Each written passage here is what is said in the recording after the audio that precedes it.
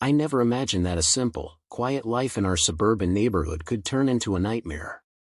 One day, my wife came home shaken, her hands trembling, and told me that a group of bikers had been circling our street, glaring through our windows, and leaving threatening notes on our doorstep. She was terrified, and I could see the fear in her eyes. All of this, she said, was because of the HOA, our own homeowners association had apparently hired these gangs to intimidate her. I paused, trying to process her words. A knot of anger twisted in my stomach, but another feeling rose stronger: determination. They had no idea who they were dealing with. If you enjoy gripping, real-lifestyle HOA revenge stories, make sure to subscribe to stay updated. I share full, dramatic stories like this every week. Before this nightmare, our life had been simple and peaceful. We had moved into this community 10 years ago, drawn by the neat lawns, quiet streets, and neighbors who seemed to care about respect and fairness. I worked a normal 9-to-5 job, my wife taught at the local school, and weekends were reserved for family dinners and gardening. Our home was our sanctuary, a place where our friends could laugh, our children could play, and our neighbors could feel welcome. We were careful, paying HOA dues on time and following the rules, never causing waves. I thought that was enough to live without fear. But apparently, it wasn't. The HOA had always been picky, nitpicking over garden decorations, fence colors, and mailbox styles, sending notes that bordered on harassment. I had shrugged them off, thinking minor annoyances were just part of suburban life. But hiring biker gangs? That crossed a line I never thought they would dare. I remember that evening vividly. My wife, still shaking, clutched my arm as we watched shadows flicker outside our living room window. The rumble of motorcycles echoed down the street, and I felt a surge of rage. Part of me wanted to rush outside, confront them directly, but I knew better. Acting rashly would only put us in more danger. I had to be smart, patient, and methodical. This was personal now. The first clue that something darker was unfolding had come weeks earlier. Notices had arrived at our door, warnings about unapproved landscaping, fines for minor infractions, and cryptic letters signed by the HOA board, urging compliance. At first, I assumed it was just bureaucratic overreach.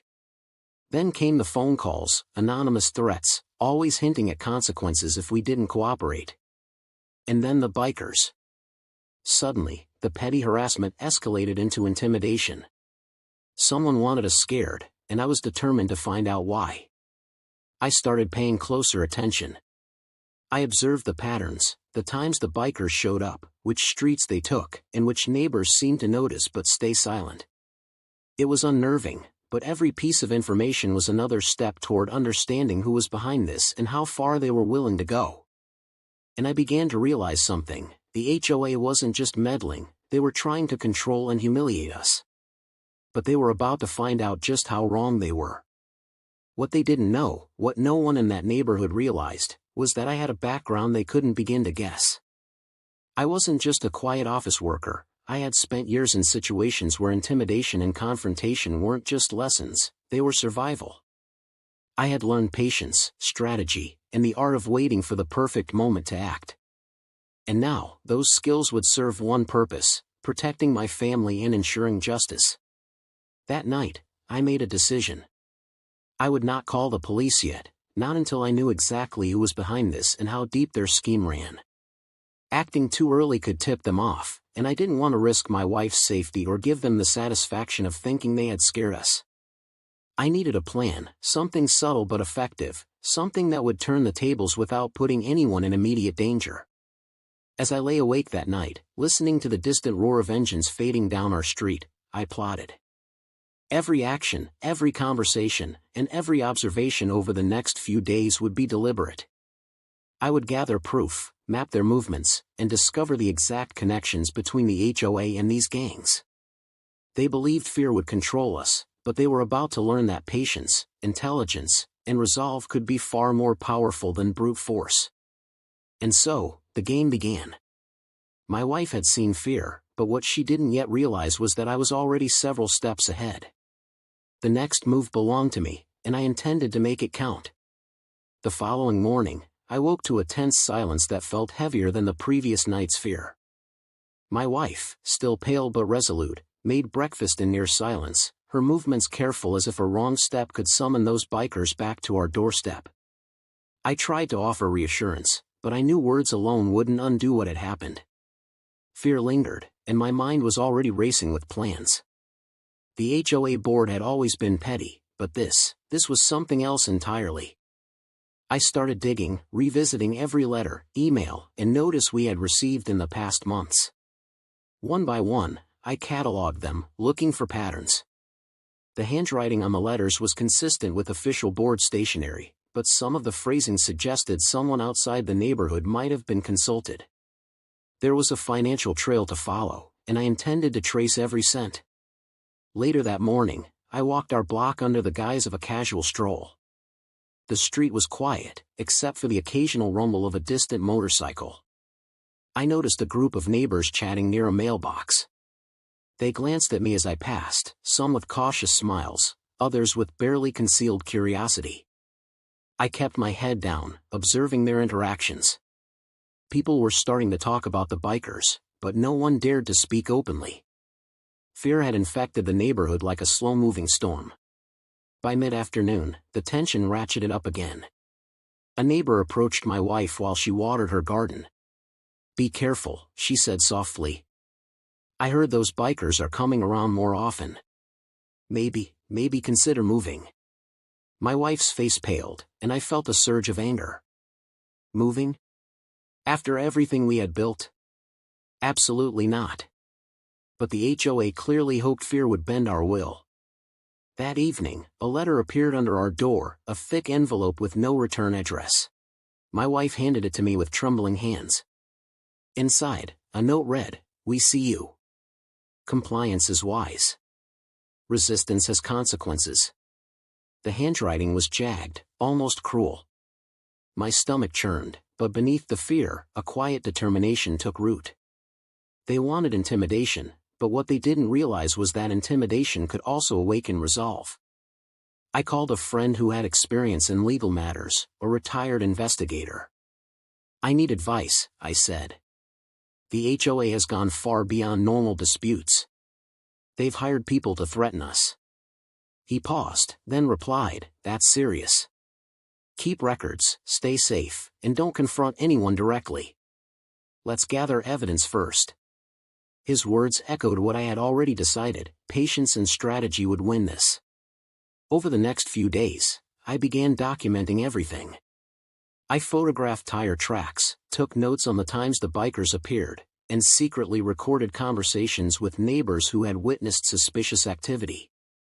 Each piece of evidence was another brick in the foundation I was quietly building. I knew that when the time came, I would have more than just anger, I would have proof. One afternoon, my wife and I sat together on the porch, discussing what had happened. "I feel helpless," she admitted, tears welling in her eyes. "I don't want to live like this." I took her hand, holding it tightly. "You're not helpless," I said firmly. "We just need to be smart. I've handled worse situations than this before. We'll get through it, and they'll regret underestimating us." She nodded, drawing strength from my confidence, but I could tell she still feared for her safety. Then came a breakthrough. While reviewing the HOA's recent meeting minutes online, I noticed several discrepancies in their financial reporting. Payments to an unnamed security contractor matched dates when the bikers had shown up. The trail was faint but consistent enough to confirm my suspicion: the HOA had directly contracted these gangs. They weren't just reckless, they were deliberate, calculating, and arrogant. They believed they could manipulate fear to control behavior. That evening, I rehearsed a scenario in my mind. What would happen when I confronted them with proof? How would the board react when their scheme was exposed? And most importantly, how would the bikers react when they realized they were pawns, not the predators, in this story? I felt a mix of anticipation and determination. Every careful observation, every piece of evidence, was a step closer to turning the tables. By the weekend, the intimidation escalated again. My wife spotted a biker leaning against a fence across the street, watching our house with a scowl. Her hands shook as she whispered, "They're back." I moved closer to the window, observing silently. I let them make the first move. Patience was key, and I knew it. If I acted too soon, the advantage would be lost. But I had no doubt that the scales were about to tip, and I intended to control exactly when. Even as fear crept through our home, a sense of strategy grounded me. The HOA believed their intimidation tactics were winning. They thought they had broken our will. But they underestimated one crucial fact: we weren't just passive victims. Behind the quiet, suburban exterior, a storm was brewing, a storm fueled by intellect, patience, and a deep desire for justice. And the first strike in our plan was already taking shape, though the HOA and their hired gangs had no idea what was coming. The following week, the tension in the neighborhood reached a new level. I could feel it in the way neighbors glanced furtively at each other, the way mail carriers lingered a little too long near our gate, and the low hum of motorcycles echoing in the distance. The HOA's intimidation campaign was escalating, but I was no longer a passive observer. Every sighting, every whispered conversation, every suspicious vehicle was being logged and analyzed. I had created a spreadsheet, careful, meticulous, and precise, tracking the bikers' appearances, noting dates, times, license plates, and their interactions with neighbors. One morning, as I stepped outside to water the front garden, a biker revved his engine across the street, staring directly at me. My wife gasped behind me, but I kept my calm, raising a hand in a casual wave. He frowned, uncertain, but the engine's roar soon faded as he drove off. That small moment reinforced what I already knew: they were watching for fear, not courage. And fear wasn't what they would get from me. The HOA sent another letter that same day, this one more threatening than before: "Non-compliance will have consequences. Consider this your final warning." I examined it closely. The paper, ink, and envelope were consistent with previous notices, and the signature matched that of the HOA president. But something about the phrasing suggested a deliberate taunt. They knew we were aware of their tactics, and they wanted to see how we would respond. I smiled quietly to myself. I was ready. Later that afternoon, a neighbor called me over. She had seen the bikers meeting near the empty lot at the edge of the neighborhood, exchanging what appeared to be cash with someone in a suit. "It looked official," she whispered, her eyes wide. "Like the HOA was paying them." I thanked her, making mental notes, and quietly retreated inside. This wasn't just intimidation, it was organized, and I intended to map every move. That evening, my wife and I sat at the kitchen table, reviewing all the evidence I had collected so far. Photographs, notes, neighbor statements, and even recorded conversations with bikers who had tried to casually intimidate her, all neatly organized. "You've been doing all this on your own?" she asked, incredulous. I nodded. "Someone has to. We can't rely on the HOA to behave responsibly, or the authorities, at least not until we have undeniable proof." She exhaled, a mix of relief and apprehension. By midweek, the intimidation became bolder. One night, as we were eating dinner, the distant rumble of motorcycles returned, this time closer than ever. My wife froze, gripping the edge of her chair. I looked out the window, watching 3 bikers circle slowly before disappearing into the shadows. "They're testing us," I said quietly. "They want to see our reaction." My voice was calm, but inside, I was already planning my next steps. Patience was critical. I decided to reach out discreetly to a few neighbors who had quietly observed the bikers over the years. Over coffee and hushed conversations, they confirmed patterns I had suspected. The HOA had intentionally outsourced harassment, using intimidation to control homeowners. Some neighbors had considered moving, others were terrified to speak. But they had no idea how far I was willing to go to protect my family and expose the truth. One afternoon, I confronted a particularly brazen biker who had been loitering near our mailbox. I kept my tone casual but firm. "Hey, I see you've been visiting often. Any message from the HOA?" He sneered, unsure how to respond, muttering something about business arrangements. I smiled politely. "Well, just know that we're paying attention, too." He left, visibly rattled. For the first time, I saw that subtle confidence could unsettle them. As the week progressed, I began to identify weaknesses in their operation. The bikers didn't communicate openly, and their schedules were predictable.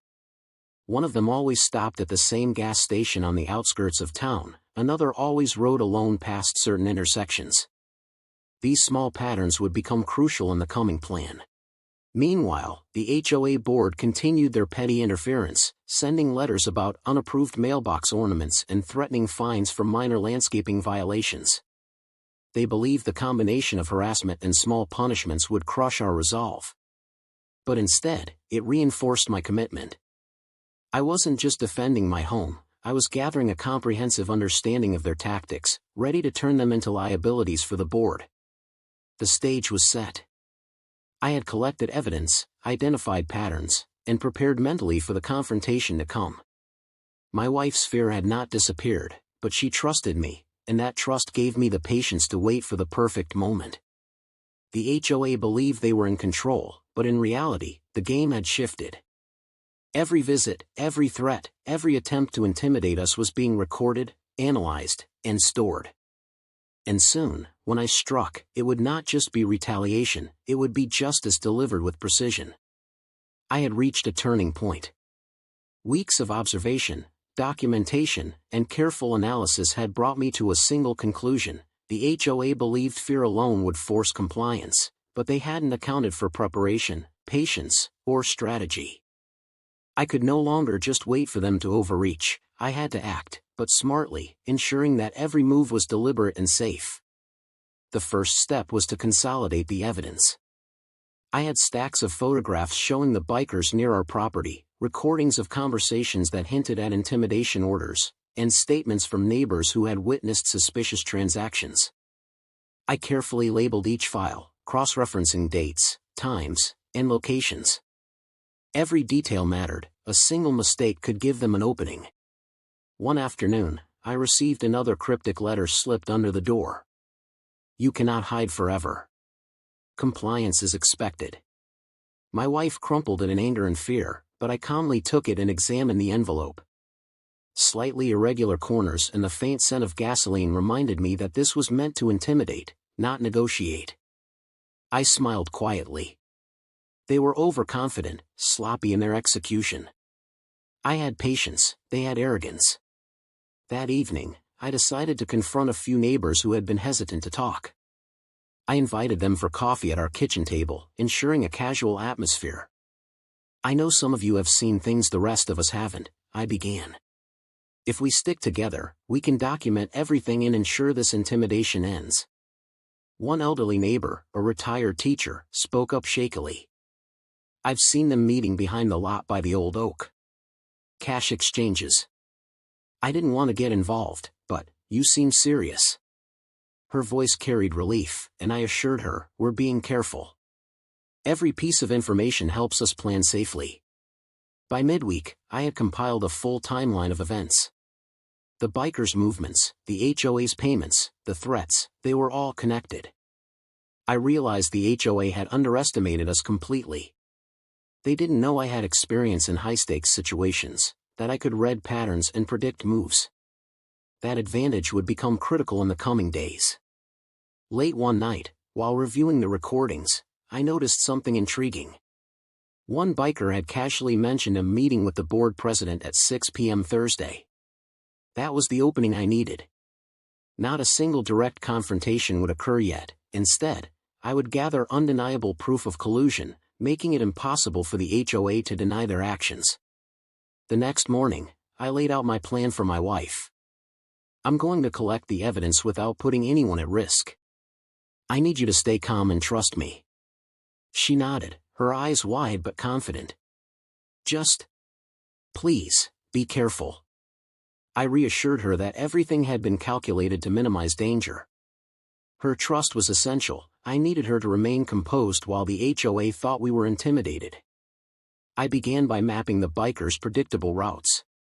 Each motorcycle had patterns, certain streets they always took, gas stations they visited, and hangout spots near the neighborhood edge. I used this knowledge to arrange hidden cameras and recording devices, capturing every transaction and every hint of collusion. It was tedious work, but patience was crucial. One missed detail could unravel the entire plan. Meanwhile, the HOA continued their petty harassment. Notices arrived daily: remove unapproved garden ornaments, fence height violation, final warning, comply or face consequences. They believed pressure alone would work. But I knew the more they escalated, the easier it would be to demonstrate their intent to manipulate and intimidate, and the more convincing the evidence would be when exposed. One evening, a neighbor whispered to me while walking her dog. "They've been asking around, trying to find out if anyone is watching." I nodded subtly. "They're curious. That means we're doing it right. Stay calm, continue your routines as normal, and avoid direct confrontation. Just observe." Every casual remark, every whispered warning, strengthened the network of eyes and ears I had quietly built around the neighborhood. By Thursday, everything was ready. The bikers would meet the HOA president as predicted, cash exchanges would occur, and I would have cameras and recordings capturing every detail. I didn't need a physical confrontation. The evidence itself would be more powerful than threats, intimidation, or fear. This was the moment where careful observation, patience, and strategy would turn into actionable leverage. As I watched the neighborhood settle into its usual quiet evening, I realized that the balance of power had shifted. The HOA believed they were controlling us through fear, but they hadn't accounted for intelligence, foresight, and planning. Their arrogance would become their downfall. That night, I reviewed every detail one last time, ensuring nothing was overlooked. My wife slept, unaware of the precise orchestration happening behind the calm exterior of our home. I knew that by morning, our careful preparation would allow the first decisive step in exposing the HOA's intimidation scheme. What had started as fear and uncertainty was now evolving into a calculated, controlled response, one that would eventually restore our peace, dignity, and control over our own lives. Thursday morning arrived, and I moved with quiet precision. The bikers were predictable, and my preparations were meticulous. Hidden cameras and discreet audio recorders were in place near the usual meeting spots, and every device was fully charged and tested. I double-checked the timeline against the evidence I had collected: the cash exchange, the bikers' arrival, and the HOA president's expected appearance. Everything had to be perfect, no mistakes, no surprises. Around 5:45 p.m., I noticed the first motorcycle approaching from the main road. One by one, 3 bikers pulled into the lot near the old oak, just as predicted. My heart rate increased, but I remained calm, observing from the shadows. The cameras captured them, and my notebook tracked their movements. I could see the casual confidence in their posture. They had no idea they were being meticulously documented. Then, the HOA president appeared, suit and tie perfectly pressed, briefcase in hand. He exchanged greetings with the bikers, nodding and gesturing toward the cash they would hand over. Every moment was recorded, every interaction captured in detail. The smug arrogance on his face told me he believed he was untouchable, that no one could ever trace this back to him. I whispered to myself, they have no idea. Minutes passed, and the transaction concluded. The bikers mounted their motorcycles and left the lot, revving engines that echoed through the neighborhood. I made sure to capture their license plates clearly, along with the direction they headed. Each frame, each second of audio, was evidence that would later be irrefutable. I carefully retrieved the memory cards and secured them in my safe. This wasn't just revenge, it was proof that the HOA had orchestrated harassment through criminal means. Back at home, I reviewed the footage. The clarity was perfect. The bikers' faces, the president's gestures, the exchange of cash, all documented without a hint of suspicion. I called my wife into the study, showing her the clips. Her eyes widened as she realized the full scope of what had been happening. They actually did this," she whispered. I nodded solemnly. "And now we can make them accountable. But we have to be patient. Timing is everything." Over the next few days, I prepared the next stage of the plan. I contacted a local journalist known for investigative reporting on neighborhood corruption and carefully shared the evidence, emphasizing the criminal element, intimidation paid for by a governing body that was supposed to ensure fairness. The journalist listened, intrigued, and agreed to review everything. I had never intended to act violently. This was about exposure, about turning the HOA's own arrogance against them. Meanwhile, the intimidation didn't stop entirely. The bikers still lingered at the periphery, perhaps suspecting something was different. I made sure to remain visible, walking the neighborhood with calm confidence, occasionally waving at neighbors who gave subtle nods of support. Every step reinforced a new narrative: we were not afraid, and the HOA's influence was waning. One evening, I overheard a conversation between two neighbors. "I think they've got proof," one whispered. "The president looks worried. Something's changed." Their words confirmed what I suspected. The intimidation campaign, once so effective, was losing its grip. The HOA didn't know that their own actions were being documented and prepared for exposure. They had underestimated us completely. I also used this time to alert a few select residents who had been quietly supportive, ensuring they understood the importance of discretion. Together, we planned to attend the next HOA meeting en masse, a subtle show of solidarity that would reinforce our position once the evidence was revealed. The community's awareness, however cautious, added another layer of pressure on the board. By the end of the week, everything was aligned. The footage, the audio recordings, neighbor statements, and the journalists' support created a network of accountability the HOA couldn't ignore. The intimidation had worked against them, giving them the overconfidence to continue, and now that arrogance was about to be their undoing. My wife finally allowed herself a small smile that evening. "You really know what you're doing," she said, relief in her voice. "I feel safer, somehow." I squeezed her hand. "We've been careful. Patience and preparation, that's how we turn fear into justice." Her trust was invaluable. It strengthened my resolve. By carefully executing the first phase of the plan, I had shifted the power dynamic. The HOA and their hired bikers were still dangerous, but now they were exposed in ways they could not control. The intimidation had been turned into evidence, and the community, though quietly, was beginning to see the truth. The next step would escalate matters further: confrontation in a setting where the board couldn't hide, where their own actions would be fully visible, and where justice could finally be delivered without risking physical danger. As night fell, I reviewed the timeline one last time, confident that every detail was accounted for. My wife slept peacefully, unaware of the strategic moves I had executed that day. For the first time in weeks, I felt a sense of control, not over the bikers, not over the HOA, but over the situation itself. Fear had been replaced by preparation, and preparation would soon become exposed, the final stage before the HOA faced the consequences they had so arrogantly invited. The night before the HOA meeting, I could barely sleep. Every detail had to be perfect. The evidence was ready, the journalist had confirmed attendance, and our select neighbors were prepared to stand quietly, but visibly, behind us. The board believed they were in control, that intimidation and fear could bend compliance. But tomorrow, everything will change. Morning arrived, and I made sure my wife was calm. "Stay strong," I whispered. "Nothing will happen to you. We're exposing the truth, not starting a fight." She nodded, her hand tightening around mine. Her trust bolstered my own confidence. As we entered the community hall, the tension was palpable. Board members greeted residents with practiced smiles, unaware that some of those in the room had witnessed the bikers' intimidation firsthand or had knowledge of the evidence I had collected. The room buzzed with quiet murmurs, neighbors exchanging subtle glances. I felt a surge of anticipation. This was the stage where the HOA's arrogance would collide with reality. I requested to speak first, calmly and politely.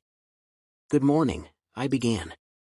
"I've gathered evidence regarding serious misconduct by this board, including the hiring of third parties to intimidate residents, specifically my family."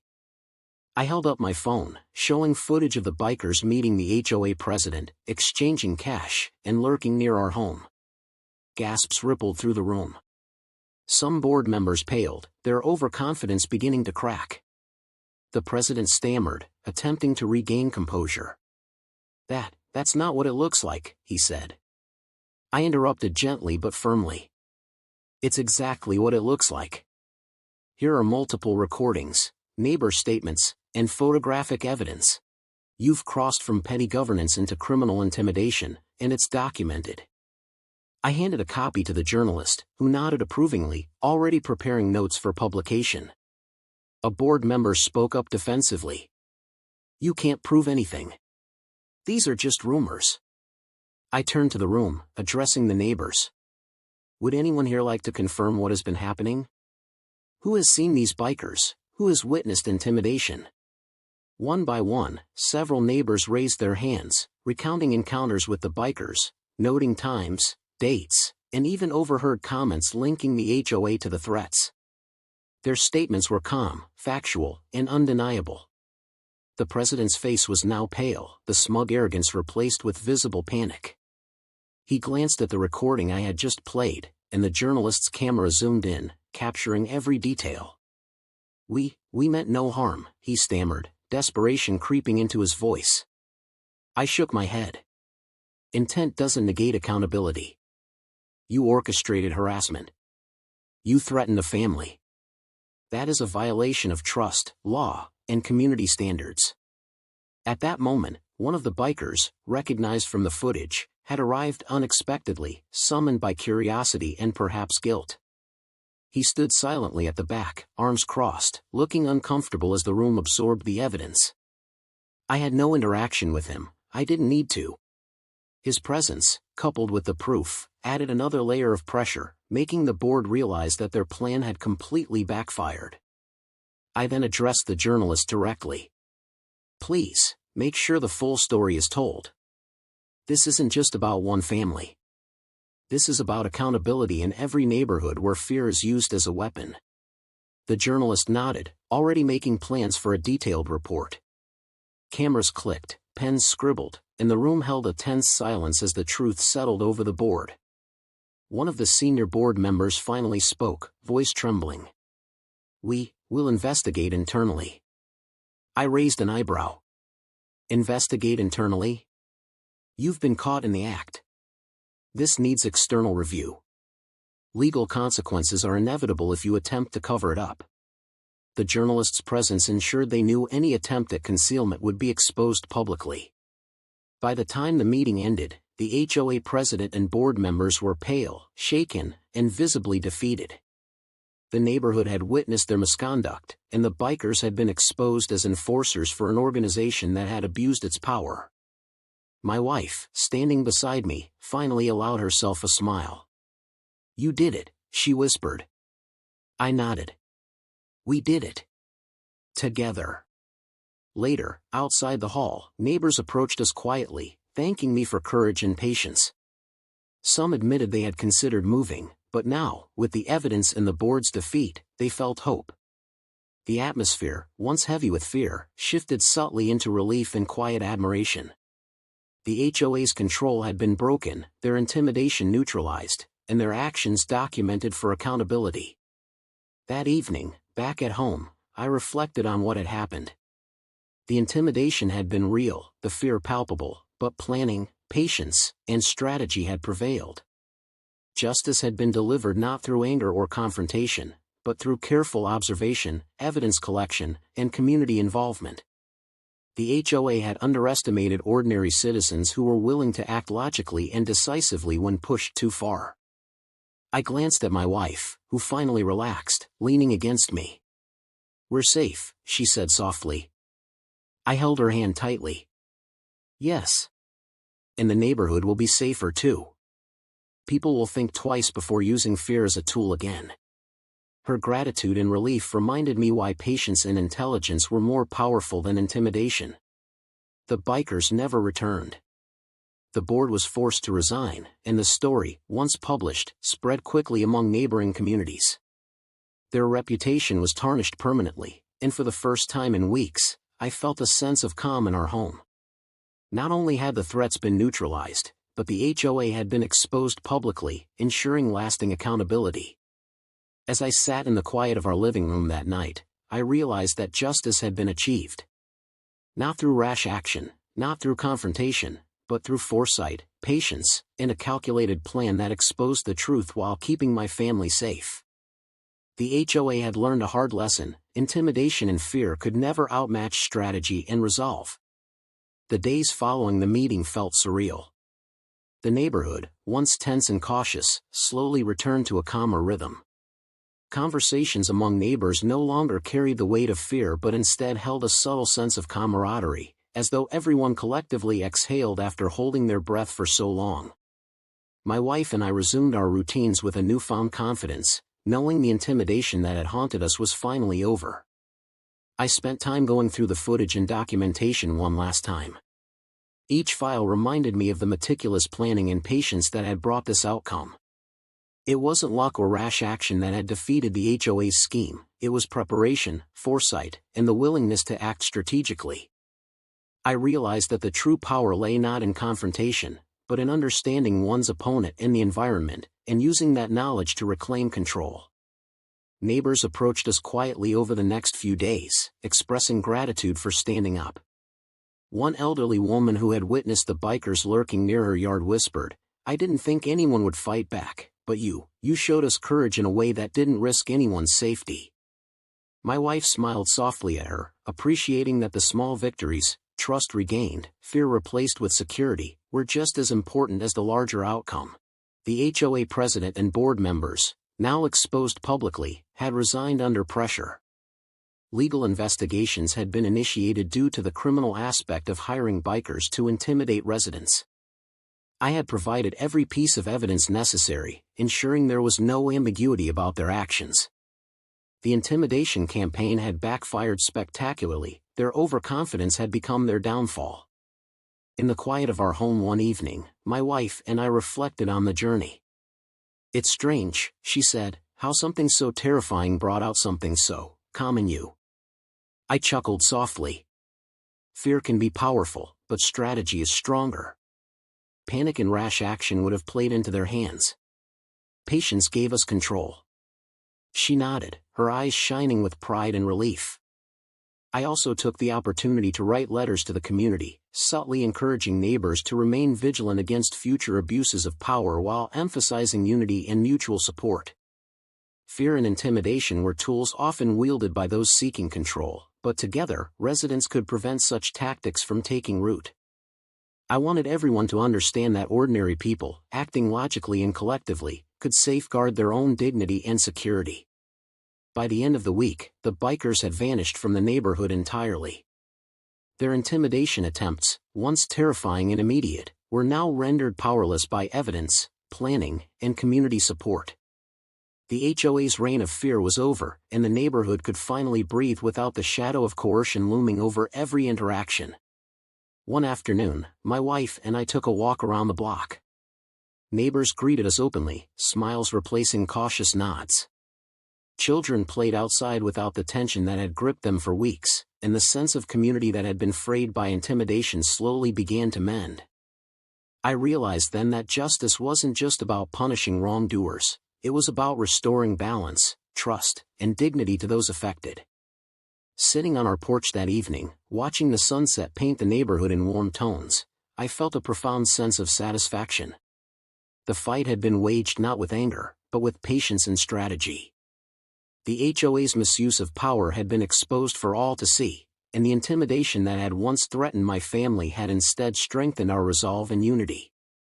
I also reflected on what this experience had taught me, that ordinary people, when armed with knowledge, patience, and a clear plan, could confront even the most audacious attempts at control. Fear can be paralyzing, but awareness and careful action transform it into power. In a world where petty authority figures seek to dominate through intimidation, it is a calm, deliberate strategy that prevails. Finally, I turned to my wife, who was quietly observing the street, now alive with normal activity. "We did it," I said softly. "We didn't just survive, we made sure no one else suffers like we did." She nodded, her eyes filled with relief and quiet pride. "And the neighborhood will remember," she replied. "They'll see that intimidation never wins against patience, planning, and courage." The HOA had been defeated, not through confrontation or rage, but through meticulous preparation, evidence, and strategic action. Justice had been delivered with dignity, restoring balance to the community and reclaiming a sense of security for my family and neighbors. It was a reminder that real power lies not in fear or intimidation, but in intelligence, patience, and the courage to act when the time is right. The neighborhood had changed. The tension that once shadowed every lawn and driveway had lifted, replaced by cautious optimism and, for many, a renewed sense of trust in their community.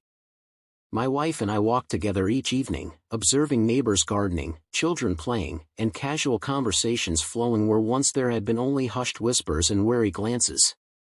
It was a quiet triumph, one more powerful than confrontation. It was restoration.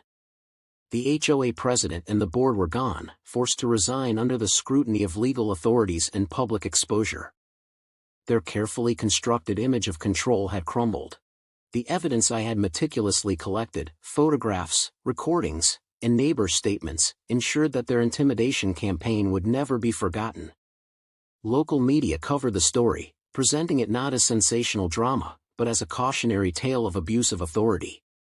The public exposure was complete, and the board's credibility was destroyed. Neighbors approached us over the next few weeks, expressing gratitude not just for standing up to intimidation, but for demonstrating that patience and careful planning could protect everyone in the community. A retired couple who had been too fearful to speak during the harassment quietly told us, "We felt trapped, but seeing what you did gave us hope." Those words resonated deeply. It wasn't just about my family, it was about an entire neighborhood regaining dignity.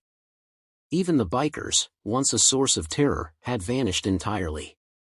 Their intimidation was neutralized not with aggression but with foresight, strategy, and careful documentation. Every move they had made, every attempt at fear, had been converted into evidence of wrongdoing. The lesson was clear: power misused for coercion always carries risk when confronted with intelligence and planning.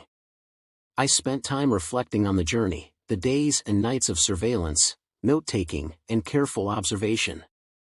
It required patience, restraint, and calculated decision-making. I realized that the true strength had not come from confrontation or force, but from the ability to remain calm under pressure and act strategically. The HOA's overconfidence, arrogance, and reliance on fear had become their undoing. My wife, who had endured the most fear and uncertainty, now smiled freely again. One evening, as we sat on our porch watching neighbors gather for a casual block barbecue, she whispered, "We made it. They can't hurt us or anyone else like that again." I nodded. "No. And the lesson here goes beyond our family. Communities thrive when fairness and courage are upheld, not intimidation." The neighborhood slowly began to organize more constructively. Meetings now focused on community development, gardens, and neighborhood watch programs, not petty rules and intimidation. Residents began to engage more openly, supported by the knowledge that abuse of authority would no longer go unchecked. It was a collective healing, one fostered by transparency, vigilance, and shared courage. I also took the time to reach out to local authorities and legal advisors, ensuring the HOA could not attempt to reverse its resignation or challenge the evidence I had provided. Every possible loophole had been closed. Justice had been delivered not by anger, but through preparation, patience, and meticulous attention to detail. Reflecting on the experience, I understood the deeper lesson: fear is only powerful if it is allowed to dictate actions. When met with calm, observation, and strategic planning, fear can be transformed into insight, strength, and ultimately, justice. My family had endured weeks of intimidation, but we emerged stronger, smarter, and united, not just with each other, but with a community that had regained its dignity. By the end of that month, life had normalized. Children played freely, neighbors shared meals and stories, and my wife and I could finally relax without the constant shadow of threat. The HOA's reign of fear had ended, replaced by accountability, fairness, and trust. And though the scars of those weeks would remain as a reminder, they were no longer wounds. They were lessons in vigilance, courage, and the power of patience. As I closed the final chapter of this ordeal, I realized that true revenge had never been about vengeance for its own sake. It had been about restoring balance, dignity, and security. The HOA had learned a harsh lesson: intimidation only works against those who allow it. When met with intelligence, preparation, and community support, even the most audacious attempts at control can be undone. My wife leaned against me, smiling as the sun set over the neighborhood. "We've won," she said softly. I smiled back. "Yes, we've won, and we've ensured this community remains a place where respect, fairness, and courage matter more than fear." Together, we watched the neighborhood breathe freely once again, knowing that the darkness of intimidation had been replaced by the light of justice, and that our patience, strategy, and resolve had restored what truly mattered: safety, dignity, and peace.